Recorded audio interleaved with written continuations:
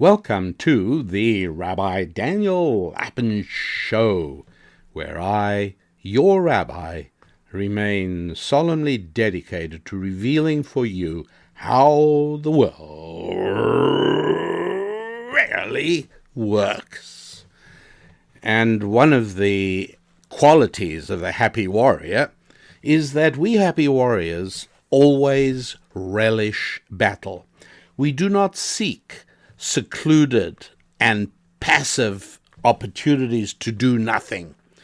We do not seek the ability to retire and the ability to relax. We enjoy the battle.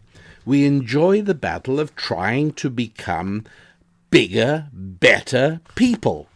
We try to become better children to our parents, better spouses to our husbands or wives, better friends to our friends, better parents to our children. We try to become more knowledgeable each day about how the world really works. We try to expand our social network each and every day. And we try and make more money each successive month. More money, you ask? Isn't that rather greedy? Well, no, not if you have studied Thou shalt prosper, the 10 Commandments for making money. If you've studied our book on that topic, then you understand that every single dollar bill that you get into your hands or into your bank account or into your Bitcoin vault, every one of those is a stunning and persuasive piece of testimony that you have pleased another child of God. That's right. Because if you didn't hold up a convenience store and you did not mug a little old lady and steal her pocketbook and you didn't defraud your fellow citizens, then the only way that you made more money next month than you did last month is because you found a way of pleasing more human beings more meaningfully. And the money you have is evidence that you succeeded. So yes, we do try and improve in every way, and making more money is one of the indications that we have improved. And the passage of time is wonderful because it allows us to measure our progress. We can draw a graph, and we can have the passage of time. We can do month by month along the bottom axis, the x-axis, and we can do earnings per month on the y-axis, and then we can put a mark at the first day of every month or the 15th day of every month and see how have we done compared to the previous month. Are we living a line that is climbing on a good, steady incline, an upslope? Or are we just staying in the same place? That's not good, because in a real dynamic world in which we all live, a world of change, staying in the same place is an illusion. There is no such thing. Remaining in the same place is actually sliding downwards. And of course, the last thing you want to see is an earnings per month graph showing a decline as time goes by. And time is very helpful because it also allows us to make judgments in the context of the particular time. And so, for instance, when wild barbarians and ignorant fools in the United States pull down statues of 18th century and 19th century Americans because they held slaves, they are betraying themselves to be mindless cretins. Because the fact is that back in the day that these people did those things, these were not a problem. They were not morally tainted. They hadn't got to that point yet. And things do change. You've got to realize that. You might as well attack one of the founders of the United States of America, say Benjamin Franklin, for owning slaves, as you might as well attack him for having taken so long to return from England to the United States in the 1800s, and it ended up taking him so much time. How could he have wasted his time? After all, last time President Obama crossed the Atlantic, he did it in about 6 hours. That's a statesman. But Ben Franklin dawdled. And that would betray an incredibly uneducated and stupid mindset, because anybody with even a molecule of sense in his mind knows that in the year 1800, it took about 25 to 35 days to cross the Atlantic. By 1900, 100 years later, it took about 5 to 6 days to cross the Atlantic. So it was a big drop, but it was still, it was on a motor ship. It was on a steamship. And so think about that. 120 years ago, crossing the Atlantic was a 5-day process at minimum. London to New York or the other way, 5-6 days easy. But a little time goes by, and in less than 100 years, within 80 years of that time, 70 years of that time, commercial jet flight was a reality, and people crossed the Atlantic in a matter of hours. But you can't judge travel in the 19th century or the 18th century in terms of travel in the 21st century. And that is how it is with everything there is. Interestingly enough, another area where this kind of distortion goes on is the idea which was originally promulgated widely. It was always understood and always believed by certain people, but Jean-Jacques Rousseau, the unpleasant French philosopher, came up with this idea, and he spoke about the noble savage. And his idea was that Bible-based Western civilization is repugnant and it's horrible and it's ruined people's lives. But really, in the glorious days before the Industrial Revolution, before scientific discovery, before anything had happened, well, those were the halcyon days. Those were the good times when people could live happily and healthily without modernity and without the oppression of Bible-based Judeo-Christian religion. Those were the days, my friend. And that's what these people believed. And one of the reasons that I enjoy reading history is because it helps me keep the timeline in perspective. There was a guy called Theodore Canot. He was a Frenchman. I think French and Italian. He sort of came from both places. He lived in Florence, but as a young man in 1819, he came to the United States and he began to play an important role in the slave trade. He spent a lot of time in Africa, and he developed relationships with African tribes that captured other Africans and sold them to him to bring across the Atlantic. And so in areas that we now know of as Guinea and Liberia and Sierra Leone, this guy, Theodore Canot, C-A-N-O-T, he spent a lot of time there. So as you can imagine, it was really interesting when I discovered that he had written a book called 20 Years in the Life of a Slave Trader.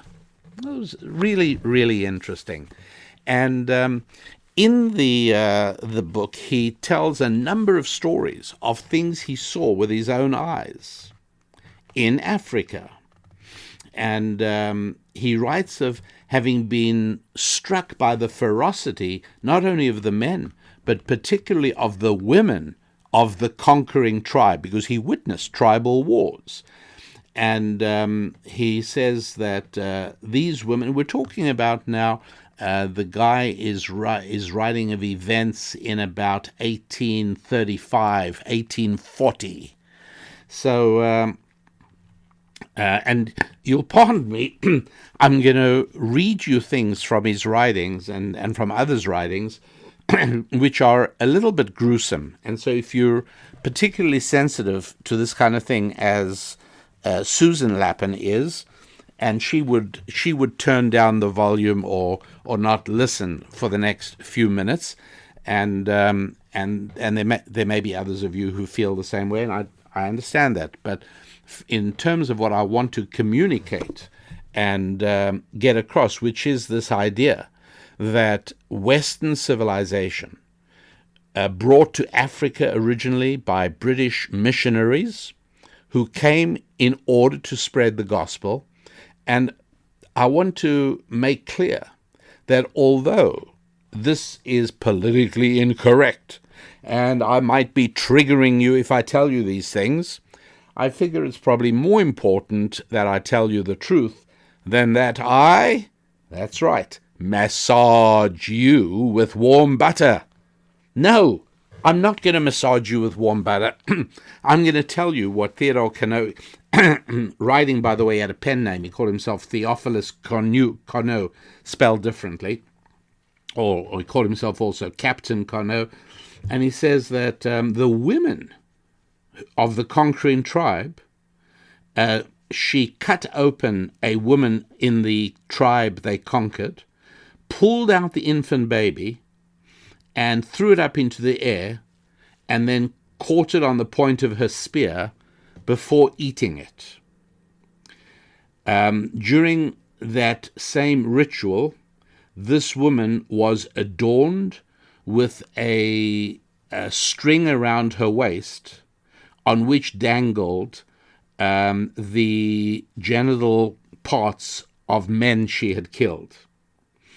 And so this was stuff that European missionaries saw all the time, unfortunately. And so the idea that they were coming there to bring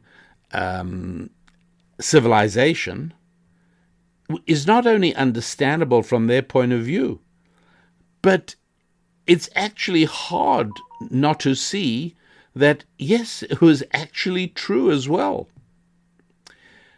There's another guy. This guy's an amazing historian.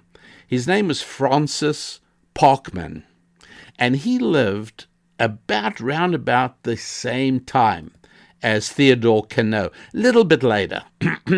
He basically, this historian, Francis Parkman, grew up in Boston, and he lived basically from 1823 through the rest of the 19th century.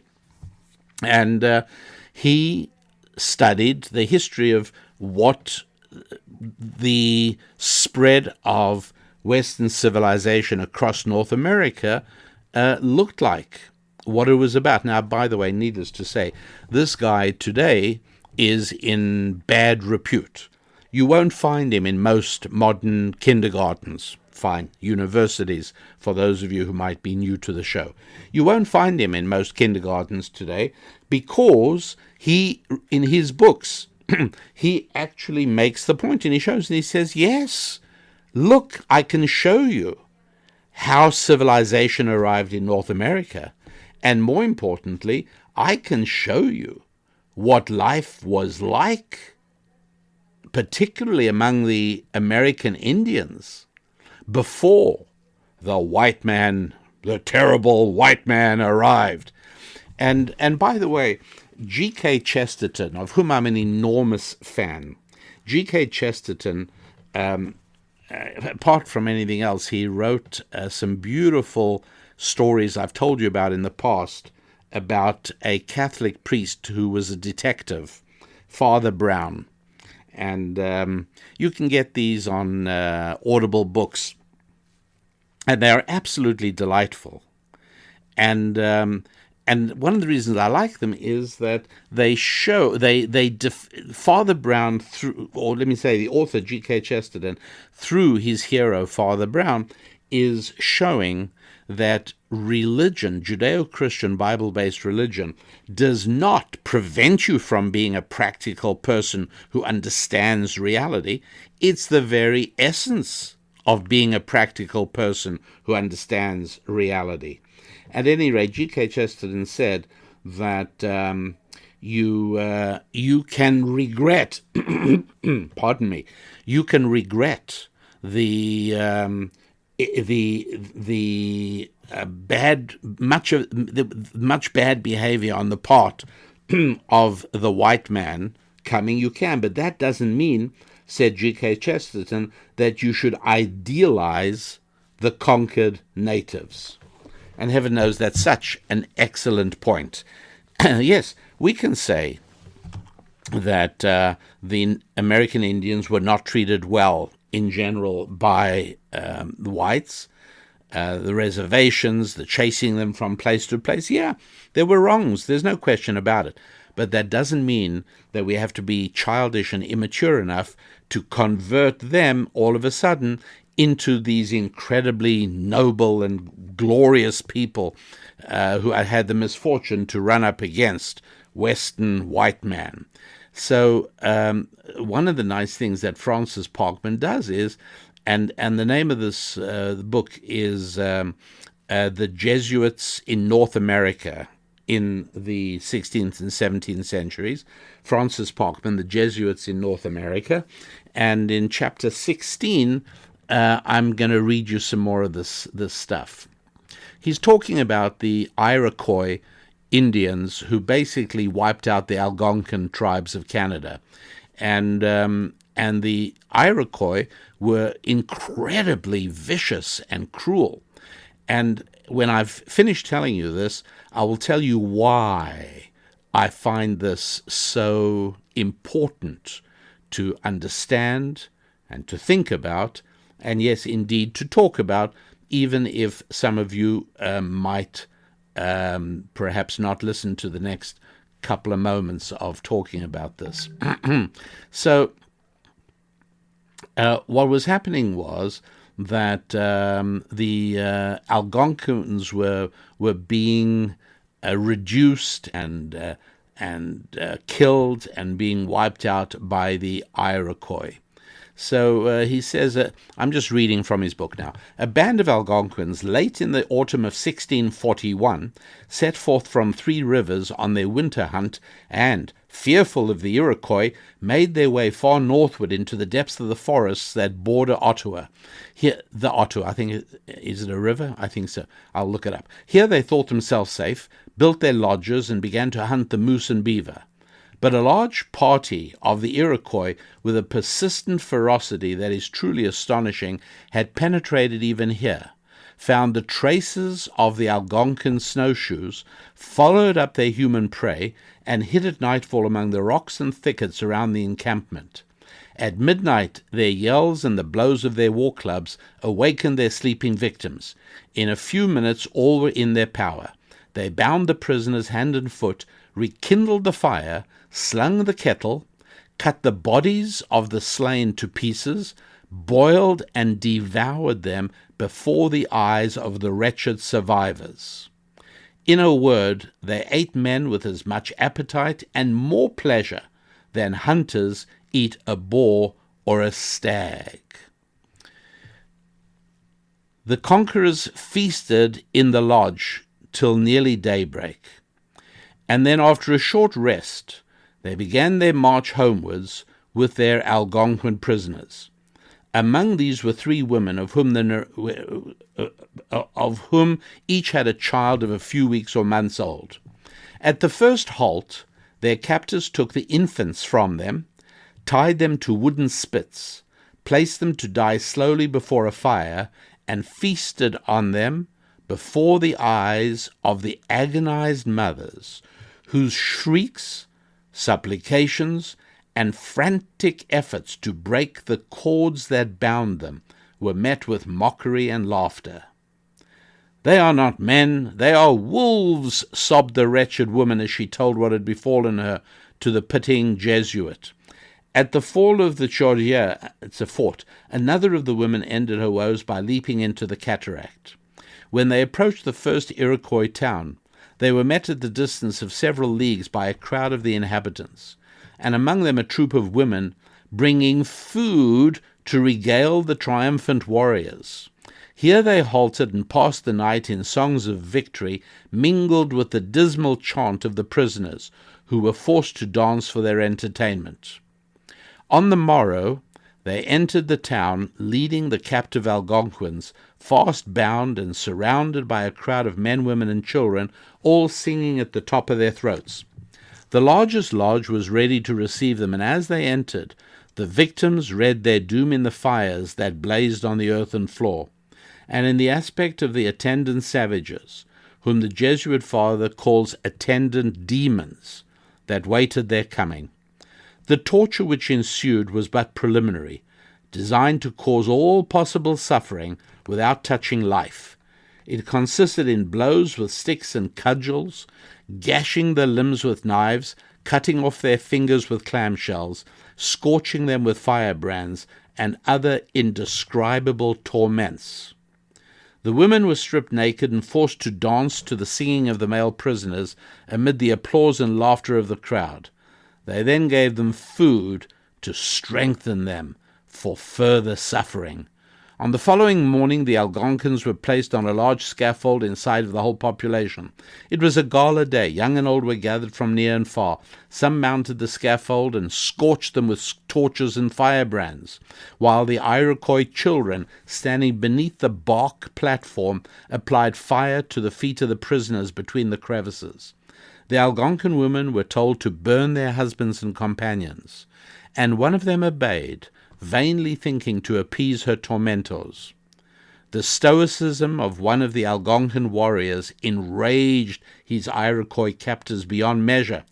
"Scream! Why don't you scream?" they cried, thrusting their burning brands into his body. "Look at me," he answered. "You cannot make me wince.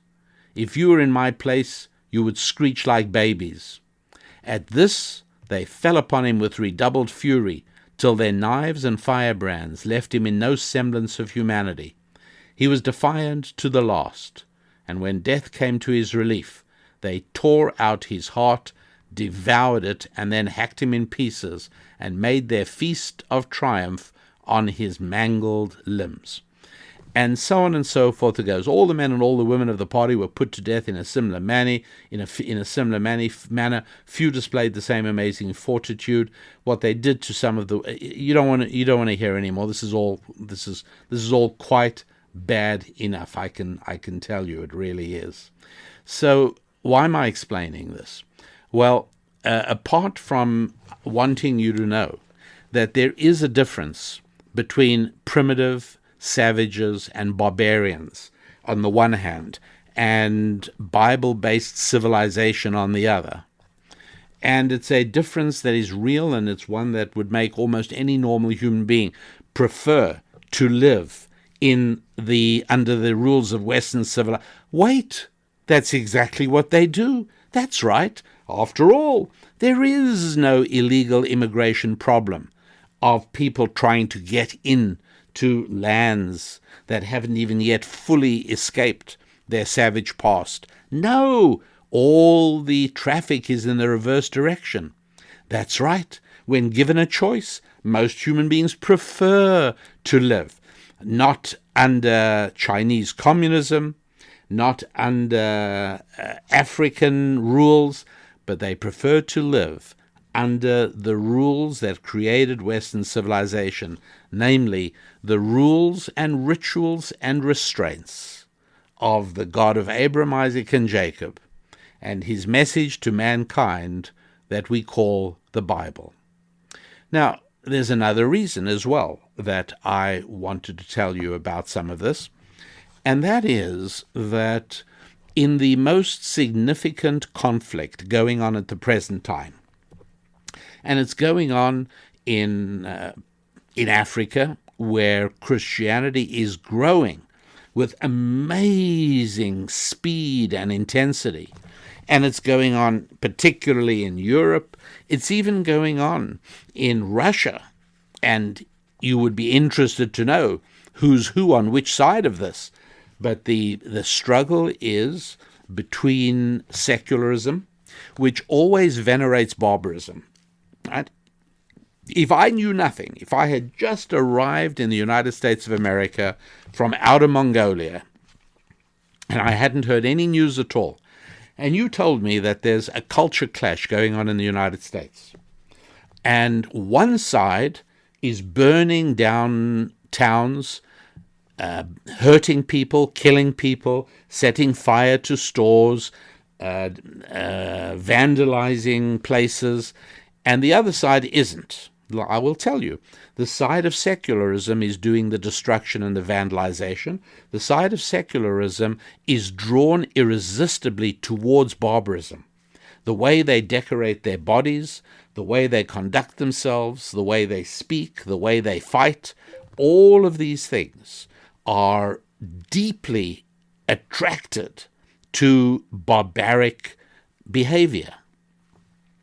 And I would know that the side that was in favor of maintaining and advancing and promoting civilized behavior, and that means civilization that is based on the Bible, because no other form of civilization has actually ever emerged into the world, at which point I'm sure many of you are screaming and howling in protest at me. How dare you say there are no other civilizations?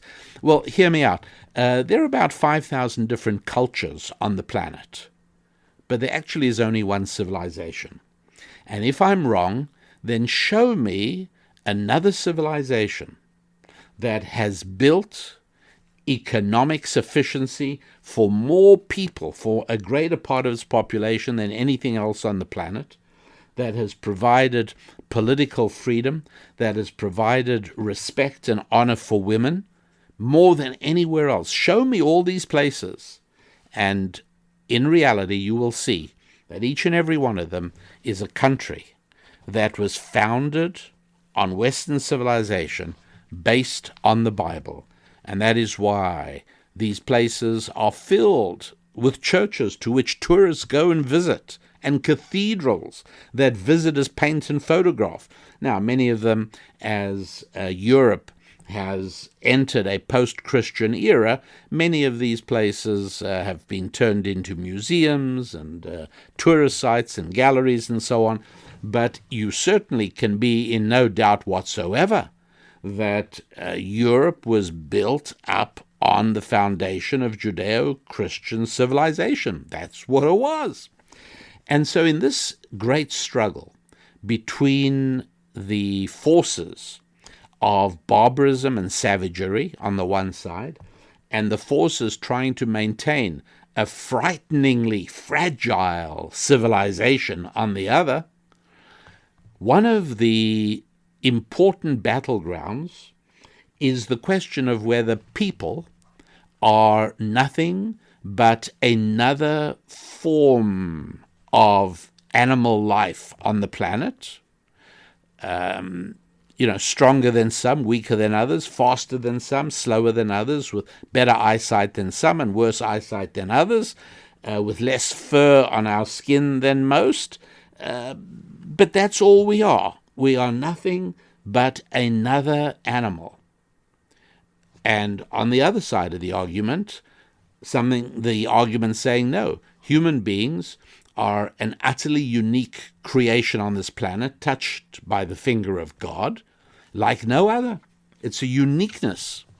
And so a battleground of the struggle between secularism and civilization, or if you like, secularism and a biblical worldview, which is the same thing as saying the struggle between barbarism and savagery on the one hand and civilization on the other, a fight you see playing out almost every night on the streets of many American cities. So anything that helps us identify important distinctions between people and animals are helpful, right? Because these distinctions show that people are not animals. And if we can understand then that people are really not animals, not even close. It's not that we are just animals with differences. No, completely different creation, something utterly different from a hedgehog. And if we can identify that and we're comfortable with that, well, then it becomes easier to align ourselves on the Bible side rather than on the barbarian side of this huge cultural struggle going on in the world in the 21st century. Wouldn't you love to be able to read what the history books are one day going to say about this time? But here it is. When Coco the gorilla was not able to speak, when at the end of the day everybody had to admit, you know what, he's not speaking. It's not even anything like speaking. For many religious people, there was a sigh of relief because they were worried. Now, maybe he will speak. We always thought that speech was one of the distinctions between people and animals. God gave the gift of speech only to human beings. Well, that's absolutely right. Relax, you don't have to worry. Not only Coco, but no animal is ever going to speak. No dolphins are ever going to give poetry readings. Not going to happen. You can relax. It's one very important distinction. Laughter and humor, that's another one. That's human beings have. Animals don't. Well, let me tell you another one. You know that I grew up in southern Africa, and I visited most of the sub-equatorial countries in Africa quite extensively. I also actually rode a motorcycle through much of southern Africa in 1969. How do I remember the year? Because I watched the moon landing. And that's a separate story in and of itself that I won't want to take up your time with now. But what is the really important thing is that I have seen many kills. I have witnessed many occasions when lions, leopards, and cheetahs take down a springbuck or an antelope or a kudu, whatever the deer is. I've even seen lions take down a wildebeest.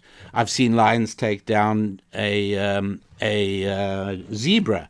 I've seen lions try to take down a giraffe, and I've watched one of the giraffes disembowel one of the lions with a ferocious kick that literally dropped the lion dead.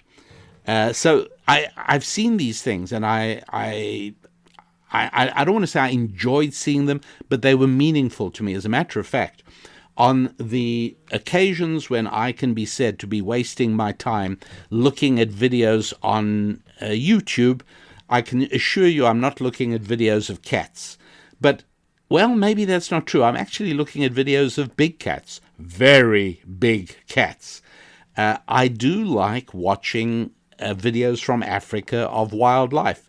It's very nostalgic for me, and I enjoyed it when I had the opportunity to see it all in the real, and I enjoy it now when I see very, very well photographed videos.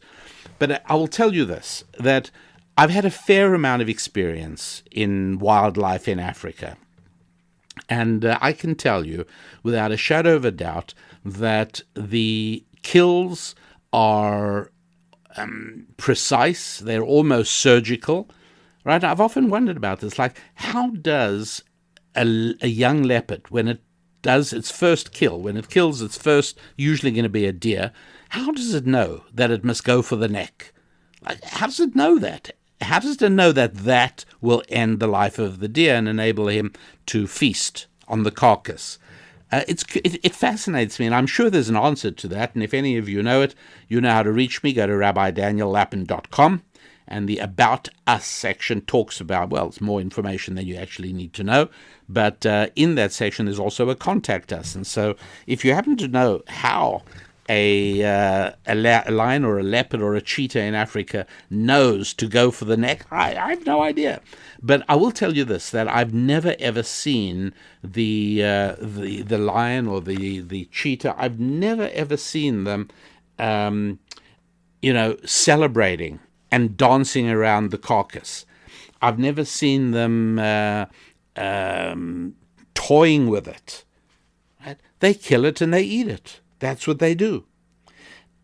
But inflicting torture and observing torture for amusement is a uniquely human delight.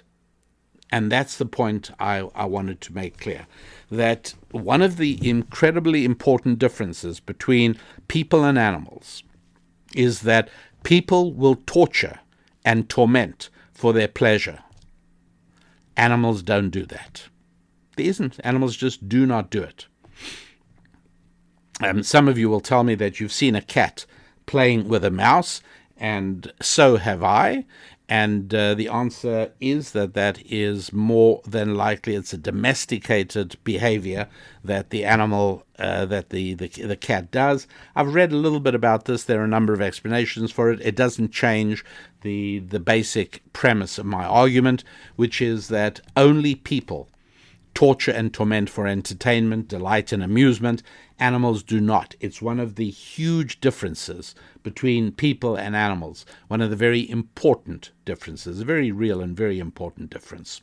Now, all this barbaric behavior that's going on in the streets of America's major cities, as well as in other cities around the world, we are being told by the elite left that this is all because of the legacy of racism and slavery.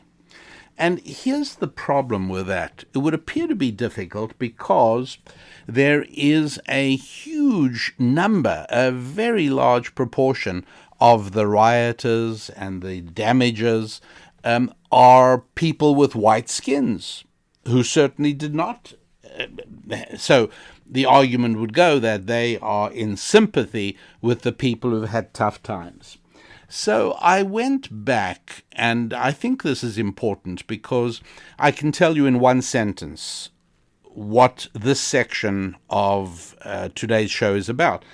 It is that people's lives are destroyed not because of a legacy of anything that happened to their parents or grandparents or ancestors, but only because of the choices they make in terms of how they live their life. In other words, it is the culture that causes dysfunction, poverty, and crime. It's not poverty causes dysfunction. It's cultural dysfunction that causes the problems.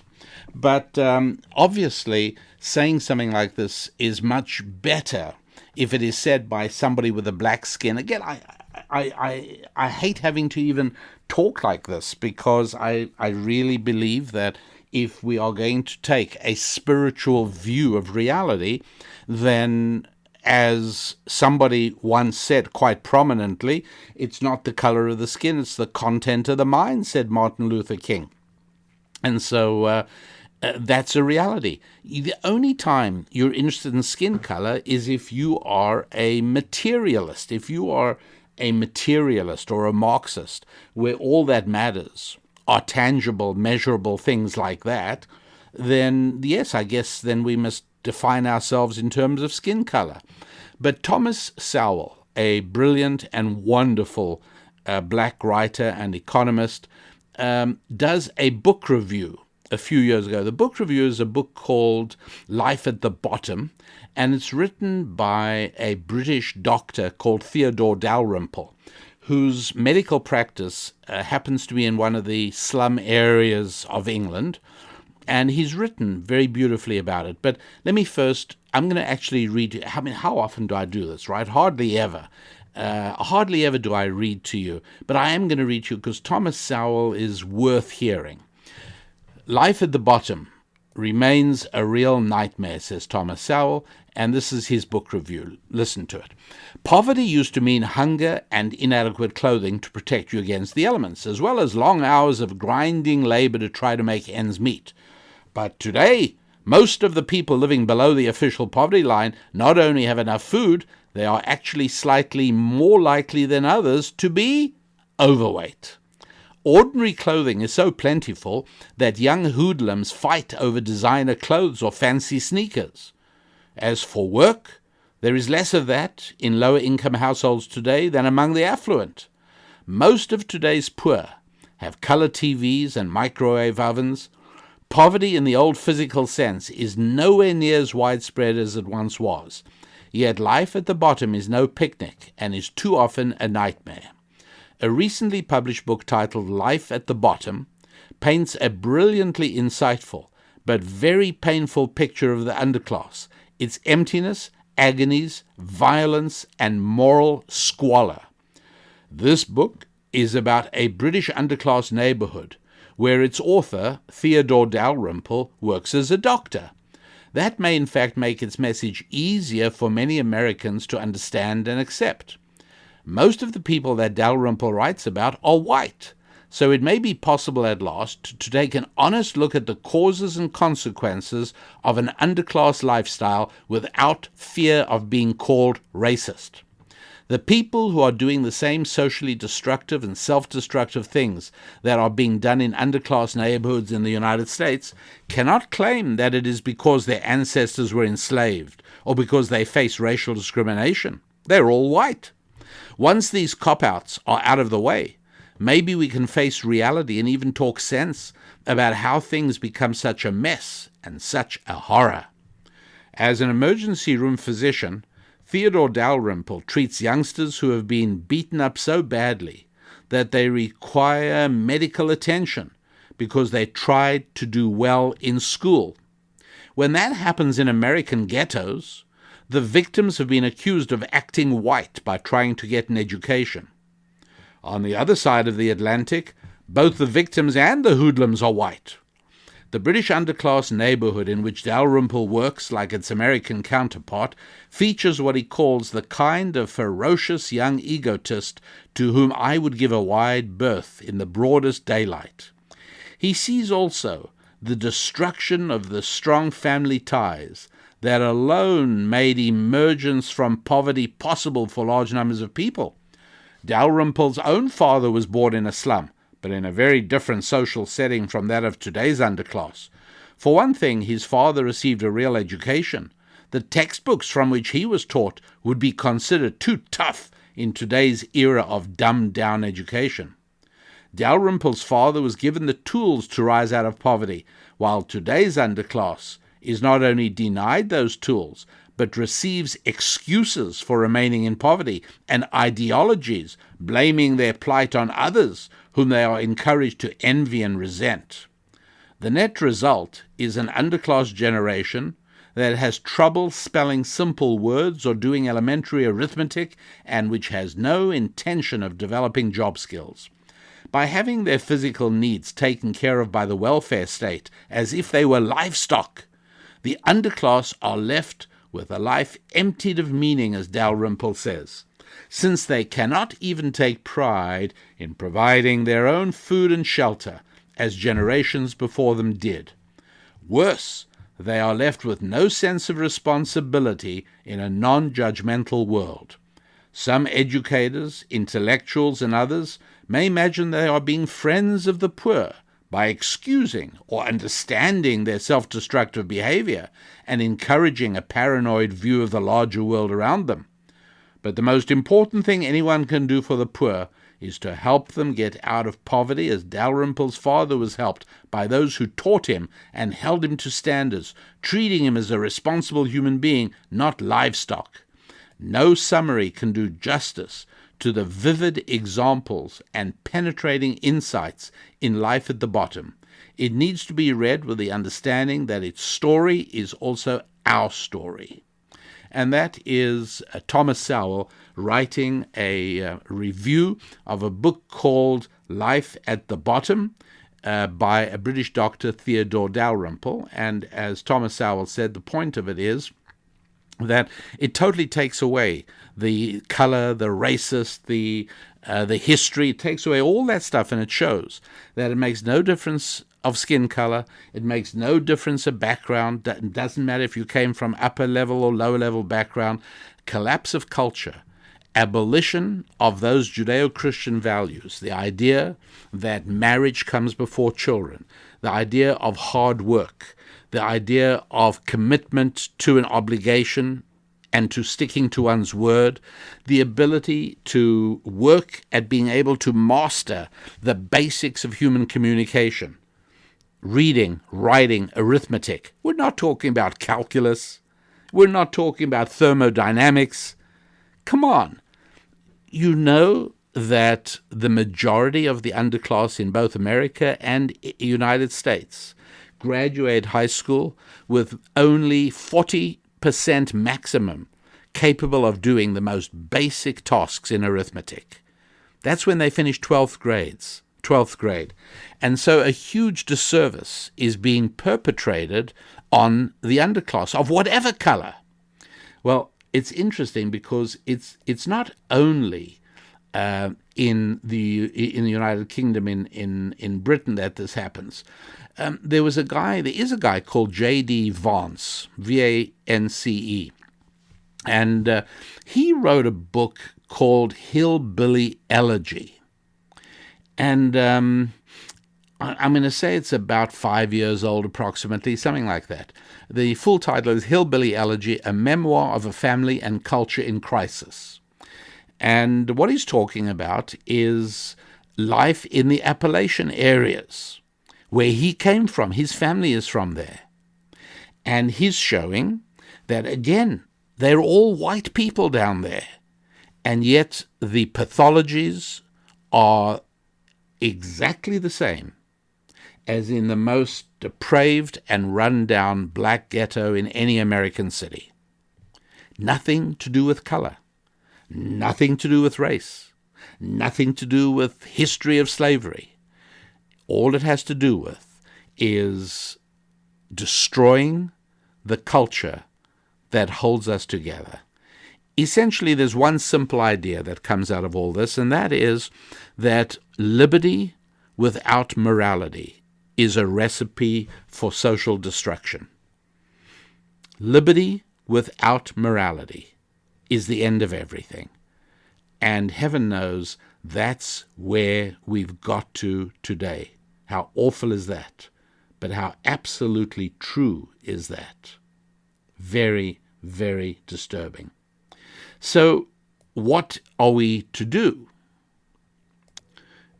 Like Theodore Dalrymple's book, Life at the Bottom, describing England, J.D. Vance's book, Hillbilly Elegy, is a terrific book. And again, I'm not necessarily recommending you all run out and read it because I don't know what your interests necessarily are, but I think I've given you enough information about each book so that you can decide for yourself whether it would be a worthwhile investment of your time.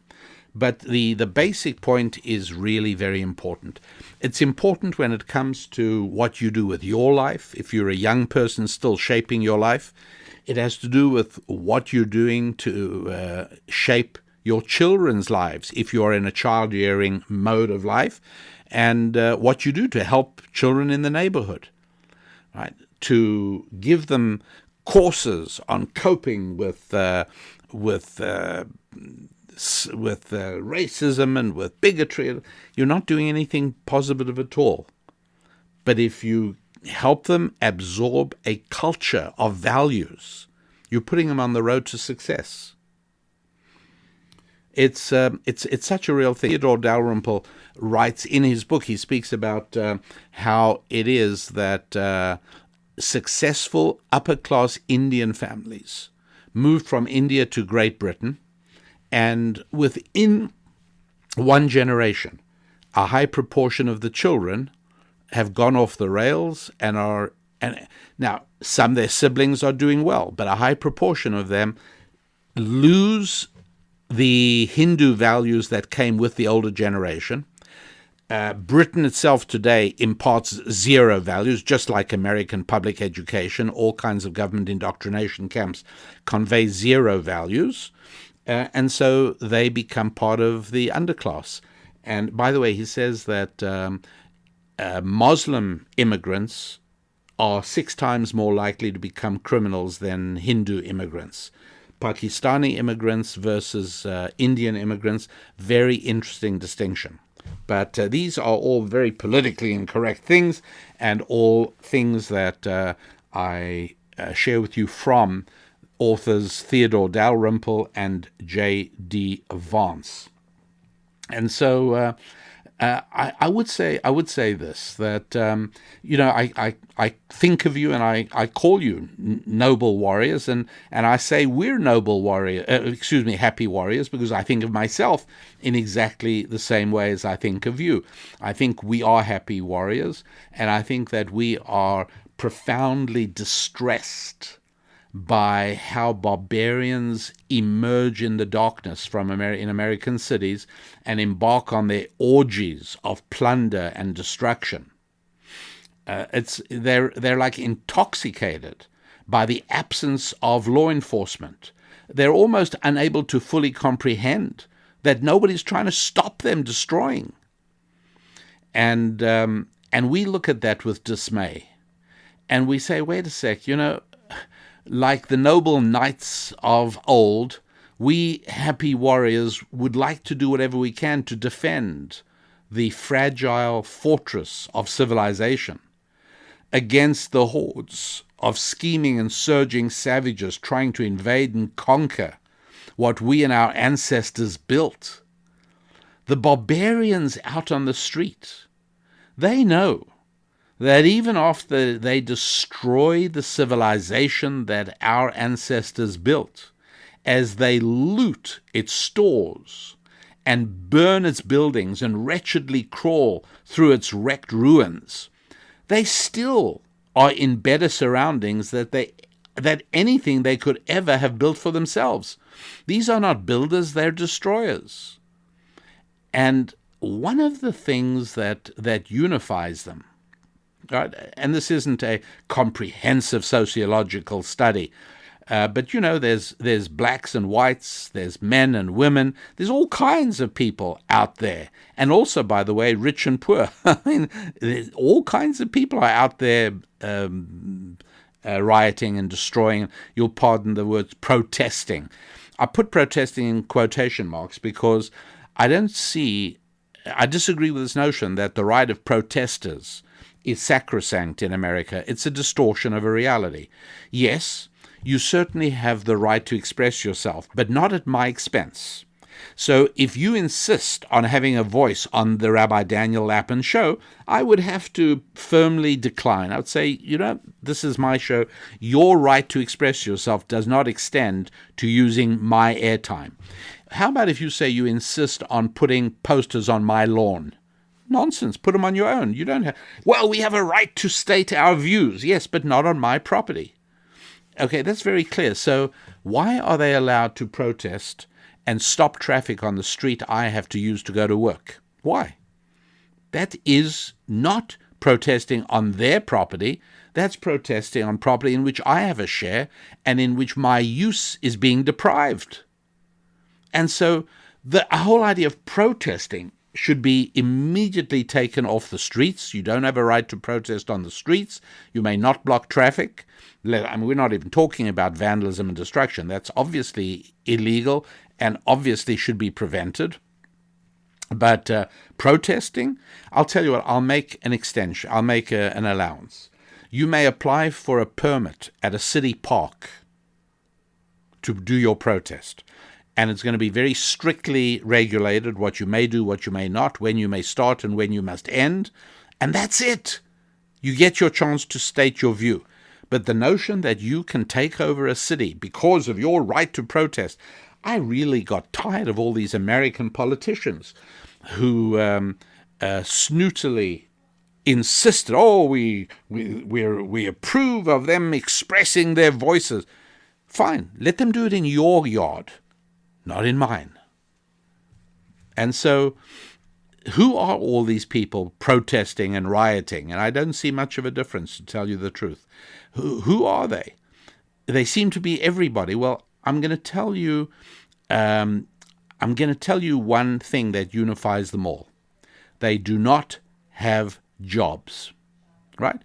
People who have jobs all day and who work all day do not riot all night. They go to sleep so that they're ready for work the next day.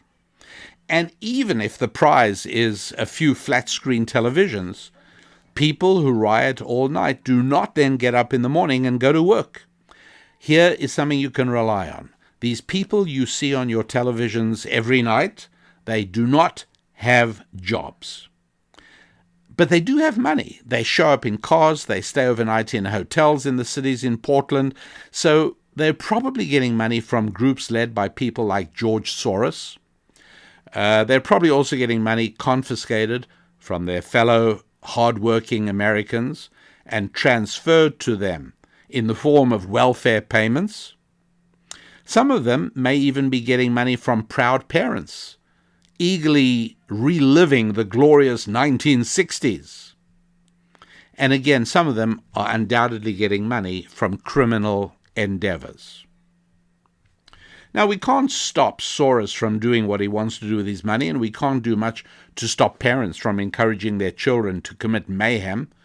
But you'd think we could stop the financial reward from criminal enterprise, and we surely ought to be able to end rioters' ability to obtain money that the government transfers to them from hardworking citizens. In other words, if somebody who is proven to have engaged in riots and protests, no more welfare payments. End of it. Not until the damage has been paid for. In other words, if we took the steps necessary to make having a job the very best way of obtaining money, we'd be taking an enormous step forwards towards tranquility.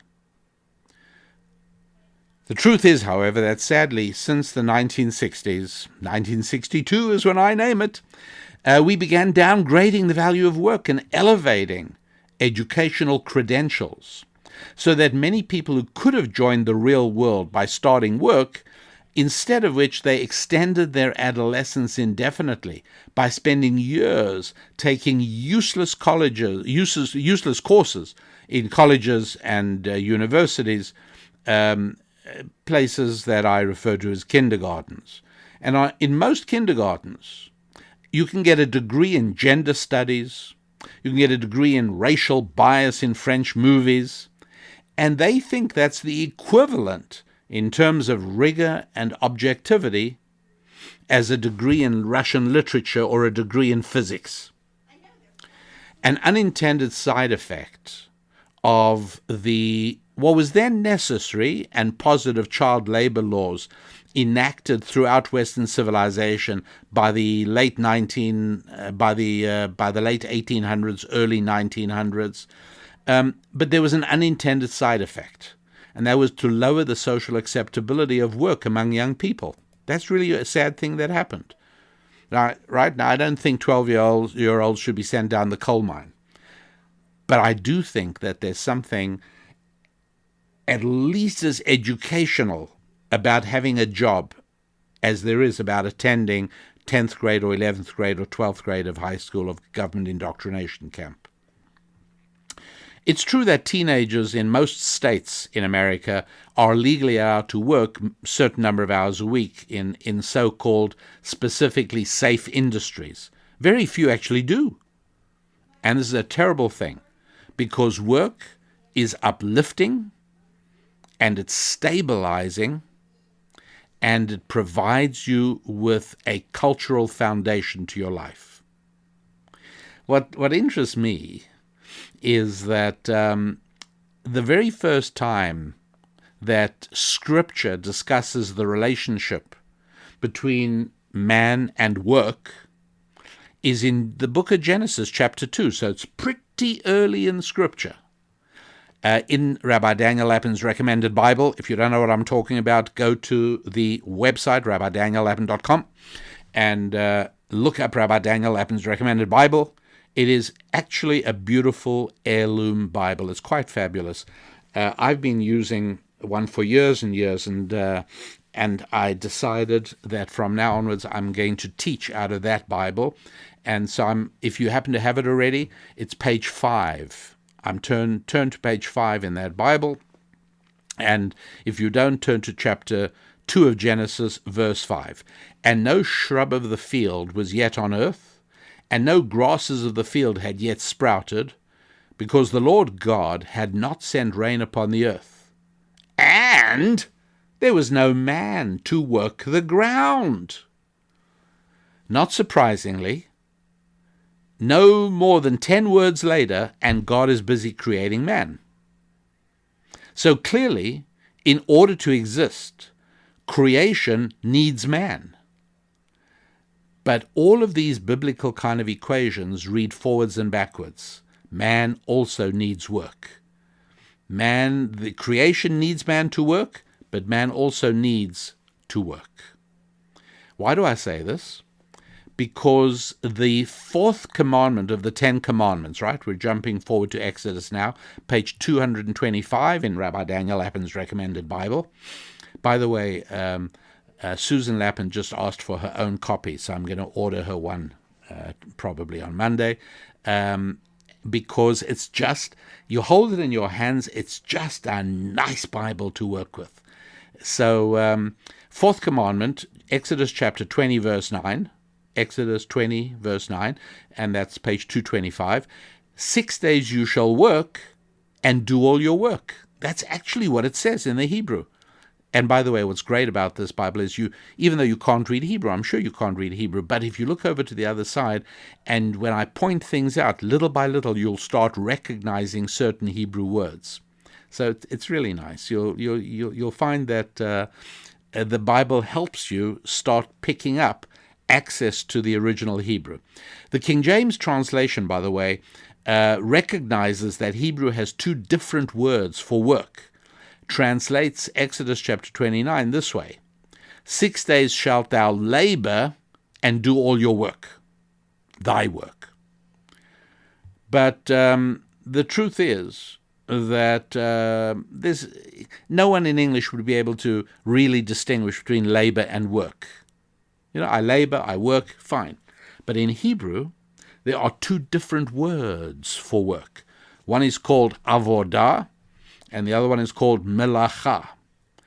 And you can actually see both words and compare their appearance in the Bible. And I know that many of you already own this Bible.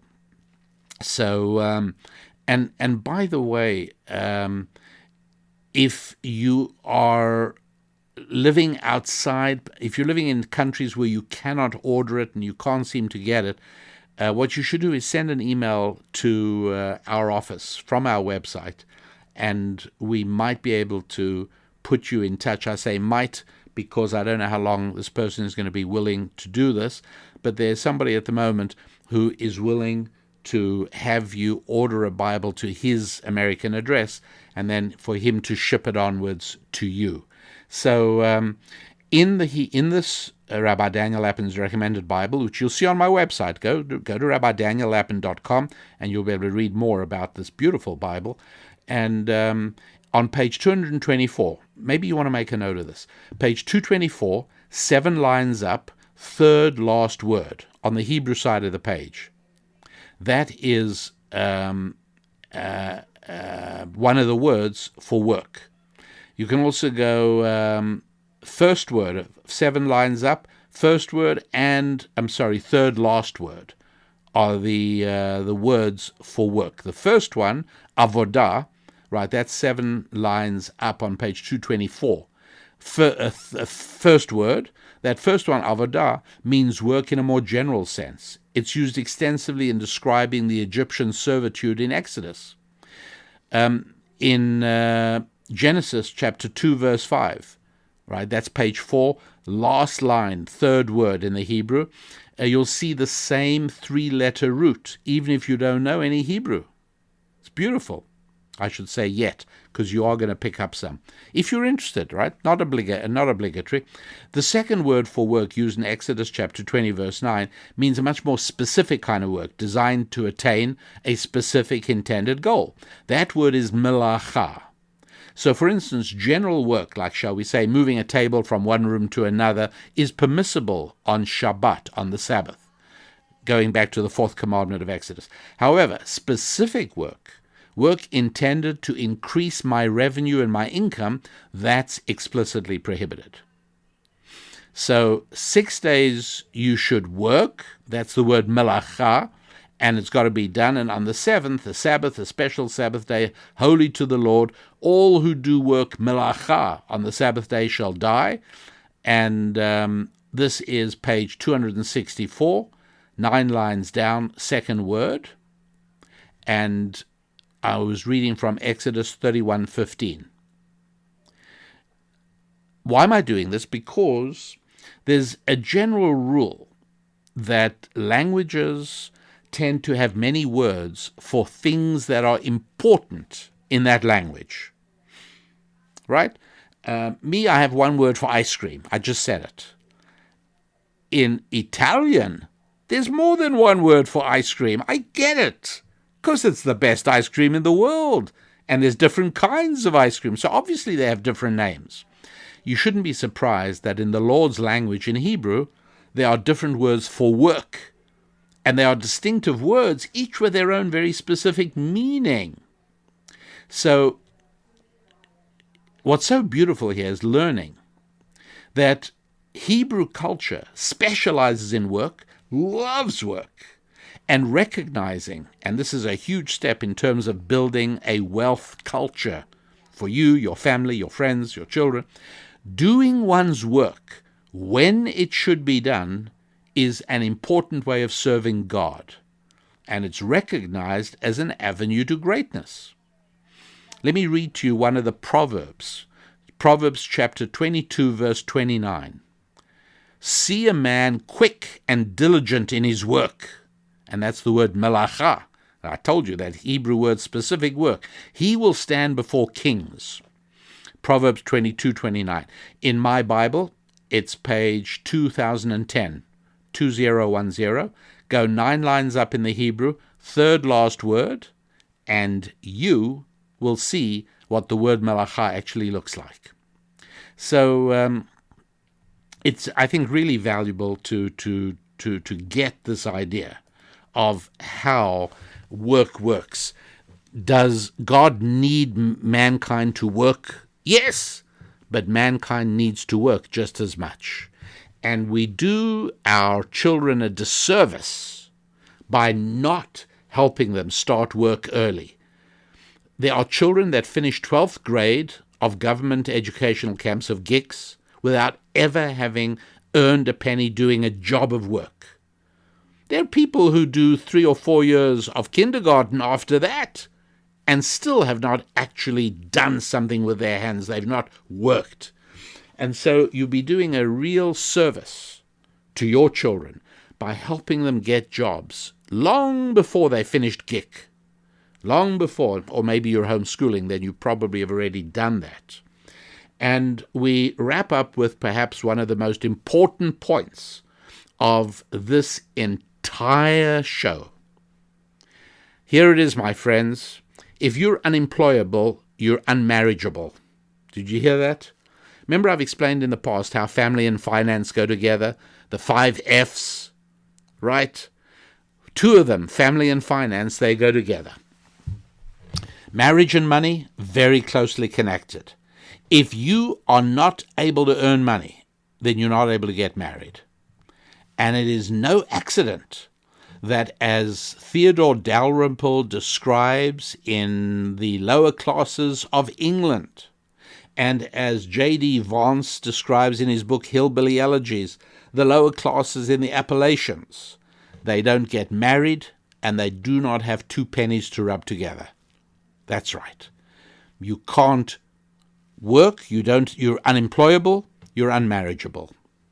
And ladies, don't for a moment dream, young ladies who are dating or courting, don't for a moment even dream of spending any of your valuable time with an unemployable man. You will have nothing but heartbreak and misery from that relationship. Don't do it. Unemployable means unmarriageable. Who's unemployable? Well, I'll give you an example. Here is, take my son, okay? And I'm just somebody I know well. Could take many other people I know as well.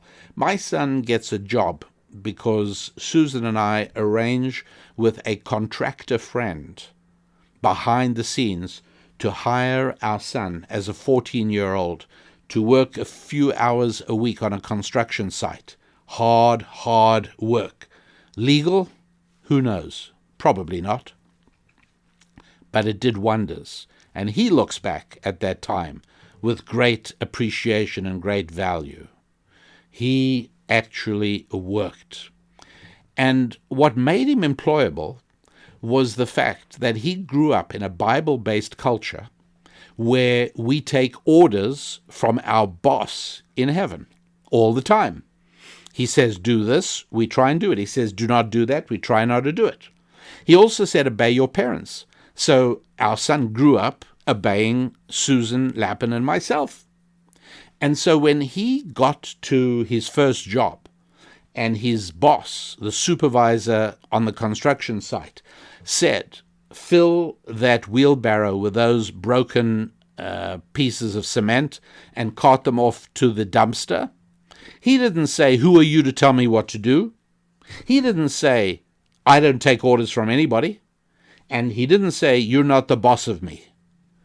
But yet, in dysfunctional culture of any color, those expressions are, if not stated, they are felt. There is resentment at the thought of anybody giving orders.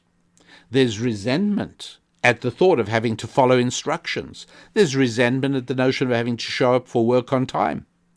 And this makes people unemployable completely. There is a languid laziness in terms of working because people feel that taking instructions from a boss makes you a menial person. It makes you on the low end. It reduces your importance. And people who grow up in a Bible-based culture understand that serving another human being, whether it's your boss or your customer or your client, is a privilege, because that's just another way of serving our Father in heaven. You serve his children. It's like serving him. And so people who grow up in a Bible-based culture make wonderful employees, and they have no trouble getting jobs. People who grow up in a culture of secular barbarism, in a culture where all semblance of moral virtue and discipline and basic education has evaporated, are unemployable and unmarriageable. That's the reality of it. And what a horrible and cruel disservice is done to the underclass, whether in the United States, in Appalachia, or in England. What a horrible disservice is done to the underclass by letting them graduate school with a fraudulent high school diploma. A high school diploma that says they are proficient in reading and writing and arithmetic at the least, when in reality, more than 60% of them cannot do basic arithmetic, cannot spell, cannot write a letter, and cannot even read a set of instructions. That's how bad it really is. In the slums of Birmingham, and in the hillside villages of Appalachia, and in the ghettos and inner cities of America, that's what's happened. We've made people unemployable by the destructive 12 years of public education we give them. They're unemployable, and as a result, they're unmarriageable. What a disaster, and what an absolute calamity. And from understanding all that is wrong, we're able to derive for ourselves the inverse, the understanding of all that is right. What does work for us and for our families, for our neighborhoods, for our friends? What is it? And you know the answer just as well as I do. I'm so happy you were with me today and part of this show. I appreciate so much those of you who've been doing such a great job getting word out and spreading the show. The number of people downloading it, listening, continues to rise in a way that makes me feel very good and makes me increasingly enthusiastic about doing the show. And you make that possible by helping to promote it. The website is, of course, rabbidaniellapin.com. You'll head over and read up about the Heirloom Bible, Rabbi Daniel Lapin's recommended Bible.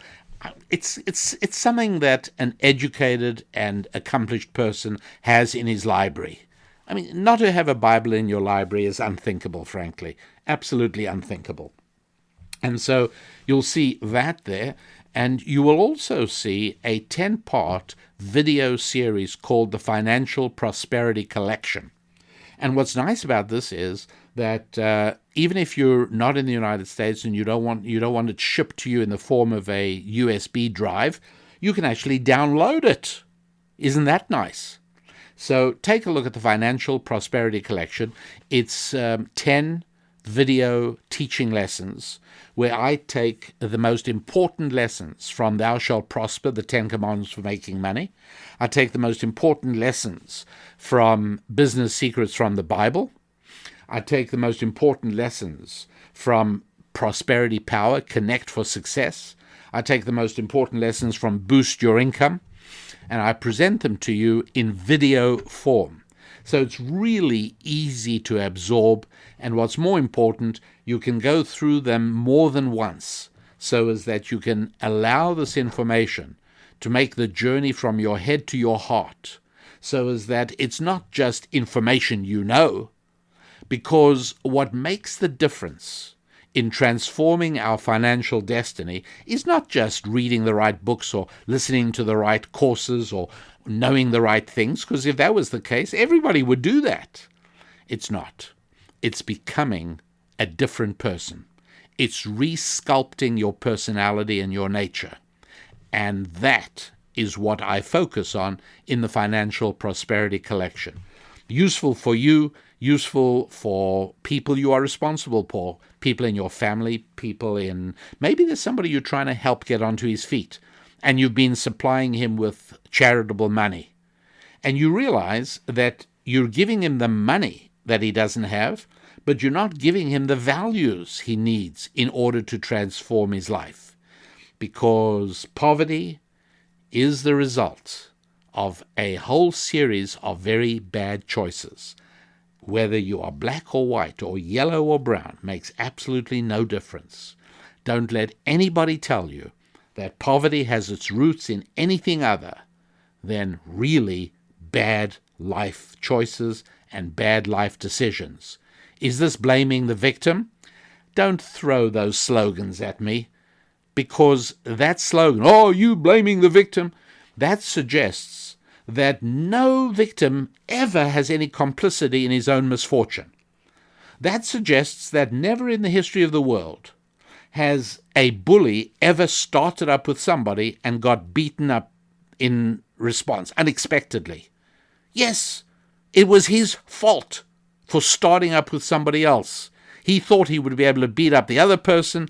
Unbeknownst to him, the other person was able to beat him up. Yes, many times, I'm going to go as far as saying most times, we are complicit in our own misfortune. You want to know the name of the person most responsible for the worst things that have ever happened in your life? Look on your driver's license. That's how to find out his name. So, yes, it is possible to change yourself significantly so that the right things start happening for a change. And that's why I produced the Financial Prosperity Collection. People who have already used it report back very enthusiastically and very positively, which makes me very happy, because it tells me that I have effectively served another child of God. That's as far as we can go for today, but I really appreciate us being together. Thanks so much. I'm Rabbi Daniel Lapin. I want to wish you an absolutely wonderful week of good times with your finances, with your family, with your faith, and with your friends. And yes, your physical fitness counts as well. God bless.